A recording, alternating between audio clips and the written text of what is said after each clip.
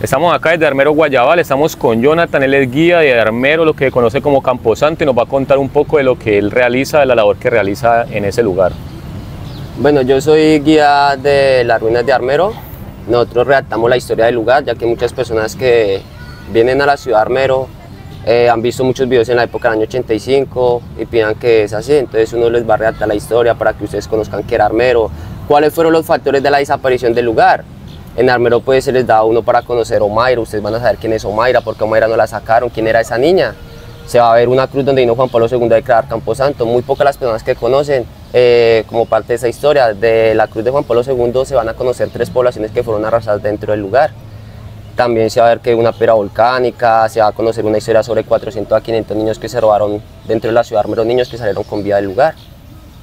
Cualquier inquietud, cualquier cosa, pues aquí les vamos a estar dejando el número para que nos llamen, nos pregunten y sepan los factores de la desaparición del lugar. Lo interesante es que él hace el recorrido de día y si usted desea de noche también, ¿no? Entonces es bastante interesante el trabajo que él hace. Nosotros ya lo hemos contactado ya 3 veces y lo recomendamos de verdad. Queremos hablar un poco de la historia, Jonathan. La gente, es verdad, escuchamos mucho que algunas personas dicen que en Armero no sabían lo que iba a pasar o la magnitud pues, de lo que podía pasar, y otros que sí sabían, pero pues no dejan sus hogares pues, por su familia y demás. ¿Qué sabe respecto a eso, usted que ha investigado tanto? Pues como le estaba contando, digamos, la magnitud de la tragedia de Armero, obviamente nadie iba a saber la magnitud, pero lo que la gente sí sabía es que 20 kilómetros hacia arriba había un represamiento y eso es lo que iba a desaparecer el lugar, la cantidad de millones de metros de agua que retenía. De lo de la magnitud pues nadie pensaba porque, como les dije, desde el año 1980 el volcán empezó a generar deshielos y llegaban inundaciones a la ciudad, entonces la gente solo pensaba que Armero iba a ser desaparecido en agua, pero ¿qué hacía la gente? Prepararse. ¿Con qué se preparaban? Comprando un flotador, una canoa inflable, simplemente preparándose para una inundación, como iba a ser desaparecido Armero en agua, pero nunca se percataron de que Armero iba a ser desaparecido por una erupción del volcán. ¿Por qué? Porque según los geólogos decían que el volcán hacía erupción después de 100, 150 años, ya que aquel volcán hiciera erupción, ¿dónde estábamos nosotros? No existíamos, pero no íbamos a contar que íbamos a tener hijos y nietos, los que realmente iban a sufrir la tragedia. El 13 de noviembre de 1985. A las 12 de la noche, como les estaba comentando al lado del cementerio, a las 12 de la noche desapareció la ciudad de Armero y en ese cementerio nació un niñito, se llamó Pablo, y en conmemoración de que nació ese 13 de noviembre o casi el 14 de noviembre a las 12 de la noche le pusieron Pablito Armero. Otra cosa muy controversial, cuando se suben de pronto videos visitando, porque la gente pues ya sabemos que en la tumba de Omaira pues ha vuelto eso un sitio de peregrinación y demás. Dice, no, es que lo que pasa es que fueron miles de niños, no solamente fue pues la niña Omaira, sino que fueron miles de niños, entonces ¿por qué, digamos, le dan tanta importancia a ella y los otros niños? Entonces, que eso es lo que la gente dice, ¿no?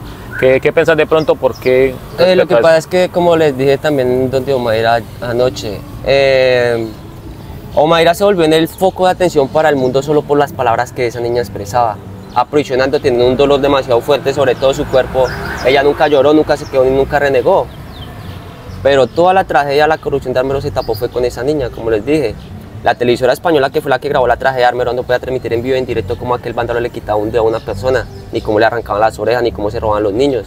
Entonces quisieron enfocar la tragedia en esa sola niña, para tapar toda la corrupción que estaba viendo alrededor. Lo que estaba sucediendo, ¿no? Usted nunca va a ver un video de la tragedia de Armero donde estén grabando al lado de la pera volcánica, ni al lado del hospital, ni donde están las 85 casas de pie. Todos los helicópteros y todos los videos grababan donde está Omaira Sánchez Garzón.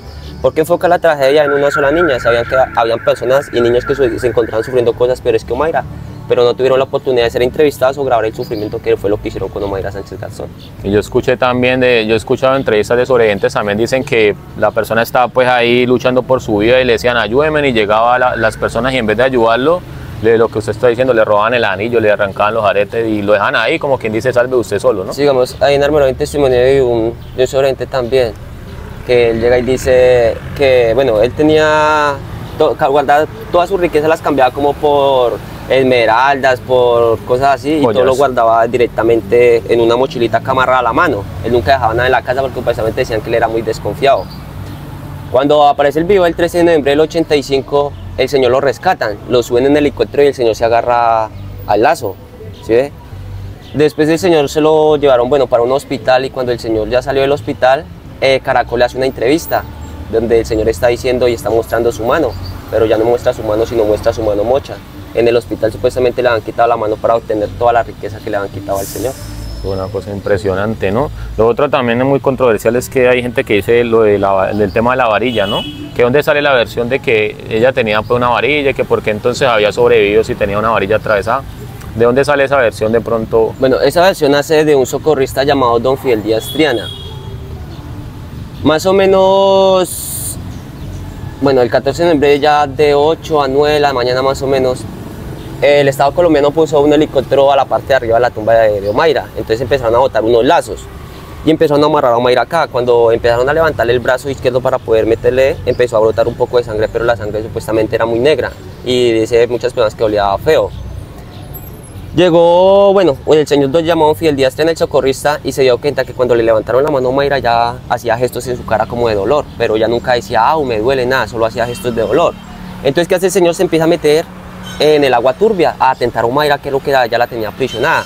Entonces lo único que él descubre es una pared que presiona acá, digamos, su parte izquierda y su parte derecha, y en las rodillas, bueno, se encuentra una forma rodilla y que la tenía sujetada al cadáver de su tía. Ella habla de eso, del cadáver de su tía. Pero entonces, ¿qué hace el Estado colombiano? Quería coger a Omaira del helicóptero y con el lazo jalarla así. Para sacarla. Don Fidel Díaz Triana empieza a tentar ya la parte del estómago y se da cuenta que hay una viga y una casa atravesada así y hay un pedazo de varilla. Pero él la calculó de 3 centímetros, o sea, él solo tentó la varilla así y la calculó de 3 centímetros. Hay gente que dice, no, es que por el tanto, él dijo más o menos es de tanto. Sí. ¿Por qué? Porque hay gente que llega y dice, digamos, no, es que Omaira la traspasó una viga de amarre lado a lado. Entonces eso sí es lógico porque obviamente ya hubiera muerto. Claro, sí. ¿Sí? Una varilla de 3 centímetros la calculó él. Ella duró 3 días con esa varilla, con esa, bueno, como ella quedó aprisionada. Duró 3 días, donde ella podía morir a las 24 horas o 48 horas, pero vino con un propósito de 3 días, 60 horas, ¿sí ve? Hay personas que le roban un celular, les pegan una puñalada y si no la operan ellas mueren desangradas. Ella Exacto. tenía el óxido de la varilla y no murió de gangrena, ¿sí ve? Tenía la infección, el otibio, todos esos químicos. La presión. Vino con un propósito de 3 días, prácticamente la resurrección de Jesucristo son los mismos 3 días de muerte de Omaira, ¿sí ve? A la niña Omaira, por ejemplo, ella a pesar de la varilla y todo su sufrimiento, ella nunca lloró, nunca se quedó ni nunca renegoció la voluntad de Dios, ¿sí? Pero si nos ponemos a ver el sufrimiento o el martirio que dio mi Señor Jesucristo en la cruz fue igual, ¿sí? Fue traspasado por tachuelas en sus manos y sus pies y nunca lloró, nunca se quedó la voluntad de Dios. Lo mismo que hizo Omaira. Lo que dice la mamá de ella es que ella vino con un propósito que no lo sabe sino la niña Omaira y Dios. Papito Dios. Creo que cuando lo que nos contaste que dice que le tomen la foto, que también quiero que hablemos ahorita de esa foto, pienso que fue tranquila, creo yo, ¿no? Tranquila. Bueno, Omaira pues era de familia de recursos, digamos, Omaira lo tuvo todo en la vida, por eso Omaira se fue feliz, porque los padres le dieron todo lo que ella quisiera. Donde ella hubiera sido una niña pobre, que sí, que le hayan hecho falta cosas, ¿usted cree que la niña no hubiera llorado, no hubiera suplicado para que la ayudara? Pero ella no, ella se fue tranquila, porque en la vida lo tuvo todo, se fue a descansar.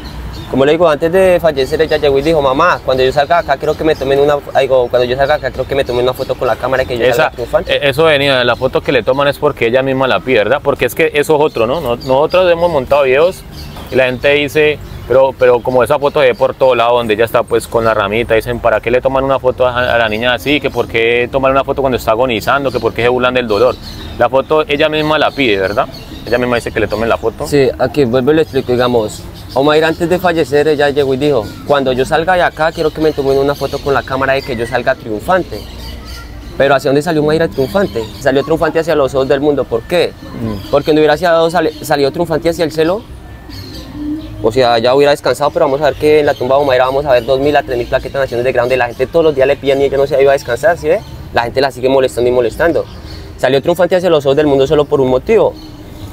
Cuando ella dice que me tomé una foto con la cámara y que yo salga triunfante, salió triunfante hacia los ojos del mundo, porque la tragedia de Armero se conoce a nivel mundial y no se conoce por la cruz de Juan Pablo II ni por la piedra volcánica, se conoce a nivel mundial por la foto de Omaira. Esa fue de la prensa española, ¿verdad? Por eso dicen que el reportero que más ganó dinero y que más ganó como puntos a nivel mundial fue el que tomó la foto de Omaira Sánchez Garzón y fue un español.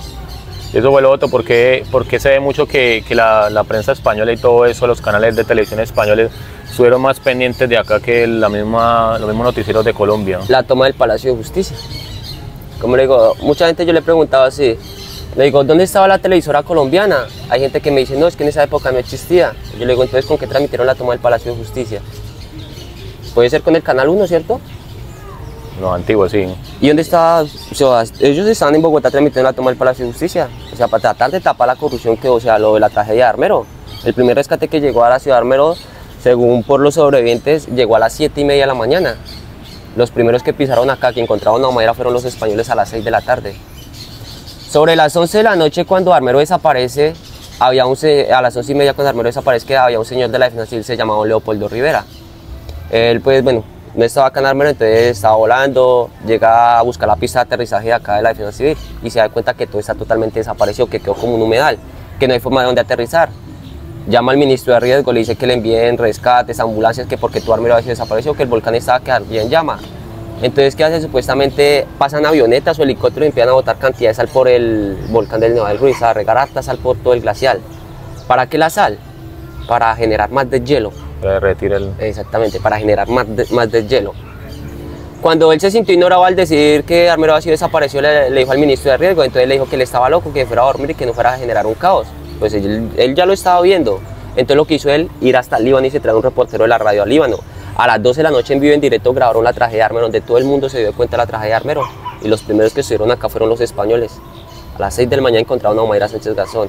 Y a las 7:30 llegó el Estado colombiano. Rescataron a 5 personas de la Defensa Civil, 5 personas que se encontraban en la estación de gasolina, la de Armero. Encima hay un Renault 4. La llevaron hacia Leria y le dijeron a los de la Defensa Civil de Leria que ya habían rescatado a todos los sobrevivientes de Armero, solo sacando a 5 personas. La corrupción, numeración, como le digo, les quedaba más fácil al Estado en la época del año 85 reubicar a 3.000, 4.000 personas que a 50.000 habitantes, una suma demasiado grande. Antiguamente, les dije, las ciudades dependían de Armero. Si usted no encontraba un repuesto para su moto acá en Armero, no encontraba en ninguna parte de Colombia. Si era verdad entonces que Armero era un municipio rico y próspero, que sí se veía el dinero, el oro. Sí, según muchos hablan de que Armero se manejaba como prácticamente en 3 partes, una que es estrato 6, estrato 3, estrato 2. ¿Sí? Decía, digamos, muchos oyentes dicen que una persona que reciclaba en Armero tenía un anillo de oro, una cadena de oro y un caballo, o sea que prácticamente todas las personas tenían algo de valor. ¿Sí? Economía. Si usted no encontró un repuesto para su moto, su carro acá en Armero, no encontró en ninguna parte de Colombia. ¿Qué pasa con Bogotá, Medellín, Barranquilla, Cali? Que las ciudades dependían de Armero, ¿por qué motivo? Por la estación del ferrocarril San Lorenzo. La estación del ferrocarril daba con el puerto del norte del Tolima, que era el puerto de Honda, donde los extranjeros traen esa tecnología de diferentes países. Acá Colombia, tecnología que no había, como por ejemplo usted se va para Estados Unidos y se da cuenta que ya están comiendo con una cédula, y acá en Colombia con una cuchara. ¿Usted qué hace? Llevar esas cucharas de acá hacia allá, las da a conocer. Lo mismo que hacían ellos, traían tecnología de diferentes países que acá no habían, y de acá llevan el arroz a las donas a diferentes países. Por eso se dio a conocer Armero en el año 1927 como la ciudad blanca de Colombia, no como el pueblo blanco de Colombia, sino como la ciudad blanca de Colombia, donde se hallaron las más grandes negociaciones a nivel mundial en el producto del arroz, el algodón y la exportación del oro. Todo porque por la estación del ferrocarril llegaba hasta Nonda, hasta el puerto, y se embarcaba todo por el río Magdalena hasta llegar al mar. Era invierno, ese día era invierno. Entonces, otra parte antes de que se me olvide, vamos a recordar que era noviembre, y en noviembre toda la gente sale de paseo, donde vamos a contar que Armero tenía mucha cantidad de turistas. Están en vacaciones. Entonces vienen Digo, Armero tenía serpentarios, tenía zoológicos, tenía avistamiento ovni, habían club campestres. O sea, había muchos lugares para la gente venir a... O sea que en el momento de la tragedia había más gente de la que vivía en Armero. Sí, claro, ¿verdad? mucha gente. Es que, por ejemplo, hablan de la tragedia de Armero por el censo de la población que había ahí. Pero digamos, ¿ustedes vienen de dónde? ¿De Cali? Eso sí, claro, esa es otra que no hemos visto. En Cali hay un censo de los caleños, pero vamos a hablar que hay celadores que no son de Cali. ¿Sí? O los que visitan, como en ese momento estaban. Vamos a ver que hay cantidad de fábricas en Cali donde viene gente de todas partes del país a traer sus productos y a baldos hacia lo que sea. A su pasión Armero. Mucha gente, no solo el censo, sino mucha gente que Armero. Como les digo, Armero no fue el único lugar desangrado por la avalancha. De la otra parte del volcán pasó la avalancha por el río Claro y afectó a Manizales. 7.000 personas, 1.300 personas en Chinchina, eso fue desangrado. Pero ¿por qué no se llevó ninguna otra parte si no solo hablan de Armero? Porque lo que desapareció de Armero fue la cantidad de millones de metros de agua y carretería. Estamos hablando que a Armero llegaron más de 3 a 4 millones de toneladas de lodo. Si estamos hablando de una amplitud de 15 kilómetros por 25 hacia la parte del fondo, donde desembocó en el río Magdalena. Lo que permitió de que a los 2-3 meses después de la tragedia mucha gente se intoxicara. ¿En qué sentido? Iban y pescaban, se comían el alimento, pero esos animales, esos peces se alimentaban de los cuerpos que iban a parar al río Magdalena, entonces la gente se intoxicaba. ¿Sí? Después de la tragedia y antes de la tragedia. Sería como empieza el volcán a dar sus... Pues las alertas empiezan más o menos de las 3:30 de la tarde. Empiezan a generar, digamos, a caer ceniza, a generar temblores, como advertir a la gente, váyase, pero una gente, no voy a decir todos, pero mucha gente sí se fue esa hora. Sí, se va para pueblos cercanos acá, para ciudades, pero se fueron a esa hora. Ya para bueno, la actividad empieza a las 3 y media de la tarde, ya para la actividad a las 4 o 5 de la tarde más o menos. Y ya la última actividad que empezó a gestarse ya fue para más o menos las 9 algo de la noche. Digamos, a Armero llegaron 3 avalanchas para que me entiendan. A las 9 llegó una inundación que hizo la gente sacar flotadores, canoas, porque la represa supuestamente se había desbordado. ¿Sí ve? Bueno, la represa supuestamente se había desbordado. A las 10 y algo de la noche ya llegó una creciente, pero no en agua, sino que ya llegó fue como barro. El padre Osorio, que hablamos de la iglesia que, bueno, el que abandonó la ciudad de Armero, cuando la gente se acercó a las 4 de la tarde a decirle al padre que era punto de evacuación, lo que hizo el padre fue coger por toda la carrera 15 y irse hasta la canaleta del río. Y se dio cuenta que estaba pasando mucho lodo y muchas piedras y muy poca agua. Entonces vio que era algo anormal. Llega otra vez a la iglesia y le dice a la gente: tomen calma, que lo que está sucediendo es normal, simplemente es un capricho de la gran montaña blanca. A las 7 y media de la noche el padre se va y a las 9:40 de la noche ya se genera la erupción. El volcán estalla. ¿Por qué la gente de Armero no escuchó ese estallido, ese estruendo tan fuerte? Porque como se encontraba lloviendo, habían tormentas y todo, no se dejó escuchar. Muchos sobrevivientes ya hablan que a las 10:40 de la noche, cuando la represa estalló por todo el cañón que yo les mostré, empezó a salir como un silbido, como un eco así, un silbido. Mucha gente se dio cuenta, de los que ya venían de la variante hacia arriba, salieron corriendo hacia la montaña. Ya cuando la avalancha llegó a las 11 de la noche, pues ya era casi imposible o casi difícil para muchas personas. ¿Por qué? Porque la gente ya se encontraba durmiendo. O sea, la avalancha con la mayoría de personas durmiendo, ellos mueren en un profundo sueño. Por eso es el caos que se genera, que las pocas personas que estaban despiertas salieron corriendo de la ciudad de Armero, los mismos vehículos lo que hicieron era arrollar a las personas. Yo he guiado muchos camioneros que estuvieron el día de la tragedia de Armero, pero no son, como le digo, no son de Armero, digamos, son muleros que venían de otros lugares y sufrieron la tragedia en Armero.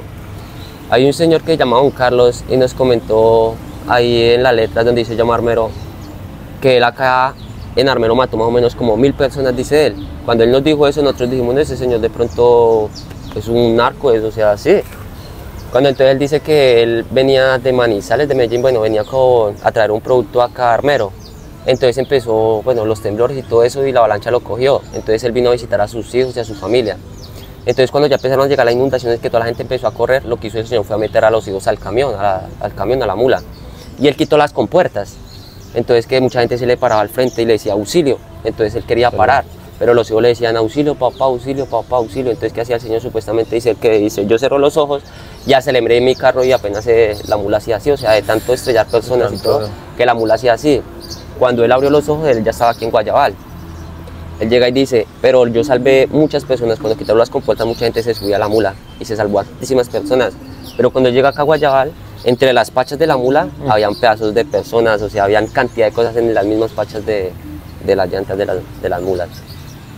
Y son, digamos, son historias y rastros de personas que, como les digo, no son sobrevivientes de Armero, pero estuvieron ese día y sufrieron la tragedia dentro de la ciudad.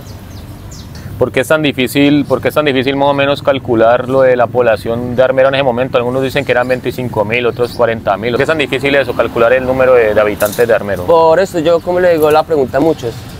No es Armero, no vamos a hablar solo de Armero, también vamos a hablar de Mocoa. La numeración de las personas se tapó, se perdió mucha numeración de las personas. De que hablan de 25.000 personas, ¿sí? Pero digamos, con todo el respeto, ¿quién las contó? ¿Quién les dio tiempo para contar 25.000 cuerpos? ¿Sí? Sacan un promedio para tapar mucha corrupción, ¿sí ve? Que la gente no diga: no, es que se murió toda la gente de Armero, no. Entonces hablan de 25.000 sobrevivieron y 25.000 murieron, pero no es así. ¿Cuál es tu teoría más o menos, lo que nos comentabas de cuántas personas podrían más o menos, pues un promedio, tampoco nadie tiene exacto, pero cuál era la teoría que nos decías, que las casas y todo eso, cuántas personas más o menos? Pues equivalente puede ser, mire, vamos a hablar no de todo el promedio de realmente las casas, vamos a hablar de 7.000, 10.000 casas. Vamos a hablar de 10.000 casas. Si en cada casa hay una persona, ya son 10.000 habitantes. Por 2, ¿cuántos nos suman? 20. Por 3, ¿cuántos nos suman? Por 4, ¿cuántos nos suman? El que más poquito hijos, se lo puedo asegurar, en esa época tenía 4 hijos. ¿Sí? ¿Y por qué hablan de 25.000 cuerpos? Si en cada casa habían 4, 5, 6 personas. Y si le digo hasta familias más grandes. Hasta de 15, ¿no? De 10, 12 hijos, los papás, los primitos. Exactamente. Entonces, ¿por qué hablan de 25.000 cuerpos? ¿Sí? Tapan numeración y corrupción dentro del lugar. ¿Sí? La gente que hay, bueno, si vemos en Armero que hay una cantidad de lotes que están montados, digamos en Armero no contamos con apoyo de la alcaldía para limpiar ni aseo del lugar, ni mucho menos para el sueldo para nosotros. Digamos, Armero depende de los turistas cuando nos visitan, igual que nosotros. ¿Qué pasa? Que los lotes que hemos visto como nosotros en unos lugares los vemos montados y en otros lugares no hay tumbas. Es porque hay familia que no tiene historia y esos lotes que ustedes ven montados todavía le corresponden a un sobreviviente. ¿Sí? Entonces, si el alcalde va a empezar a limpiar eso, los sobrevivientes van a pelear porque ya lo quieren privatizar, van a pelear por su reubicación. Entonces, por eso el Estado deja Armero abandonado. Entre más abandonado, la gente no va a pelear por sus lotes y van a dejar Armero en una historia. Mire, la historia de Armero no se perdió solo acá, sino que se perdió en todos los colegios. Vamos a ver. Yo estudié en varios lugares y no me han enseñado a mí la historia de Armero en un colegio, me enseñan el terremoto de México, el tsunami de Irán, o sea, tragedias de otros países, pero que no les narran la historia realmente en nuestro país. ¿Qué le hace falta a Armero? Que venga 1, 2, 3, 4 profesores, tomen el servicio del guía y le den una clase diferente a sus alumnos, ¿sí ve? Que llegue su hijo a su casa y le diga, papá, mire que me hablaron de la tragedia de Armero y el padre salió y se fue, o algo que usted queda impactado, ¿sí ve? Pero eso no se cuenta, ¿sí ve? El Estado no quiere que en los colegios se hable de la tragedia de Armero, que uno no olvide. ¿Para quién? Para la gente, pero siempre vive en la mente y en el corazón de cada colombiano. Ahí. Estamos hablando de la tragedia número 1 casi a nivel mundial, donde se perdieron la vida por la erupción del volcán más de 100, 150 mil personas, 110 mil personas, como en Armero, Manizales, Quinchana, Caldas, Dorada, Mariquita, Líbano, Murillo. Fue afectado por la misma avalancha, pero nadie habla de Honda, de Cambao, de Líbano, de Murillo. Eso, todo el mundo cree que la avalancha llegó nomás a Armero, pero de ahí para allá, de arriba hacia abajo, pues hizo también su estrago. Muchos preguntan, ¿dónde desemboca la avalancha? Muchos dicen, no, la avalancha finalizó en Armero, pero desembocó en el río Magdalena. ¿Cuántos cuerpos con vida o sin vida fueron a parar al río Magdalena? ¿Cuántos carros no cree que hay enterrados en el río Magdalena? ¿Cuántas cosas no cree que hay ahí? Hace más o menos 2, 3 años empezaron a limpiar el río Magdalena y encontraron un bus. ¿Sí ve? Le hicieron estudios y supuestamente era de la tragedia de Armero. Era unos buses de esos antiguos de Rápido Tolima. Lo encontraron allá. O sea, ¿cuántas cantidad de cosas no hay enterradas en el río Magdalena? Muchísimas cosas. Recordemos entonces los puntos que pueden visitar las personas que usted hace pues su bueno, familia, no se les olvide, en Armero se cuenta más o menos con 7, 8 puntos para visitar. En eso, pues, como les estaba comentando, la historia de Omaira Sánchez Garzón. Una historia que impacta prácticamente a todo el mundo por el sufrimiento y todo que esa niña Omaira vivió. Se visita también la cruz de Juan Pablo II, que es donde les van a narrar 1 o 3 poblaciones que fueron ocasionadas y por qué Juan Pablo II vino aquí a Armero a declarar Camposanto este lugar, uno de los cementerios más grandes de toda Latinoamérica. Se visita también la cúpula de la iglesia de San Lorenzo. Dentro de ese lugar se va a conocer un poco como la idolatría, donde la gente no crea casi como en mi Señor Jesucristo, sino en santos por encima de él. También se van a visitar 85 casas de pie. Digamos, Armero contaba con más o menos 35 a 36 barrios. La avalancha arrastró 34, 35 barrios, menos los burdeles, la zona de tolerancia, que es donde nace la historia de la maldición de Armero. El padre que fue asesinado por cuestiones de política. Vamos a recordar que la maldición de Armero no tiene que ver porque Armero desapareció, la maldición de Armero tiene que ver porque sobrevivió la zona de tolerancia que fueron los burdeles y el cementerio original. También mucha gente que les gusta como la actividad paranormal o cosas así, también se les da para conocer la Casa del Árbol, que es donde se hizo el documental de Ellos Están Aquí en Siguiendo el Rastro, un lugar donde se siente pues mucho la energía, muchas personas que han llegado a ese punto han sentido cosas, se han desmayado, pero pues todo también es mental. Dudas, preguntas, aquí no le vamos a dejar el número para que nos contacten. Mi nombre es Jonathan, soy guía de las ruinas de Armero.